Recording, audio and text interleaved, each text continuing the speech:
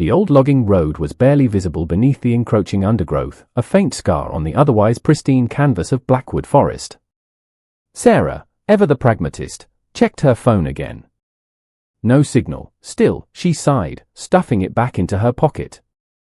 "Are you sure this is the right way, Mark?" Mark, armed with a battered map and an unshakable sense of adventure, grinned. "Positive. My grandpa used to tell me stories about a hidden waterfall just beyond these woods. Said it was the most beautiful thing he'd ever seen." He pushed aside a curtain of ferns, revealing a path even less defined than the last. "Besides, what's a little hike between friends?" The late afternoon sun, once a cheerful companion, began to dip below the towering pines, casting long, skeletal shadows that danced with every rustle of leaves. The air grew colder, the silence deeper, punctuated only by their footsteps and the occasional hoot of an unseen owl. Mark, despite his earlier bravado, found himself glancing over his shoulder more frequently. "Hear that?" he whispered, stopping abruptly. Sarah strained her ears. "Hear what?" Like a whisper, he said, his voice barely audible. "Or a rustle, just behind us." They waited, breath held, but the sound didn't return. Sarah shivered, though not from the cold. "It's probably just the wind, Mark. We should find a place to set up camp before it gets completely dark."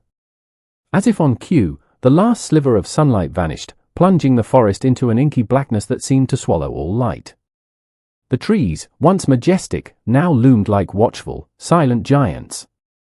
Mark fumbled for his flashlight, its beam a meager comfort against the oppressive darkness. That's when they heard it again, clearer this time. A low, guttural growl that seemed to emanate from the very earth beneath their feet. "What was that?" Sarah's voice was a tight knot of fear. Mark, his face pale in the flashlight's glow, shook his head. I don't know. It sounded close."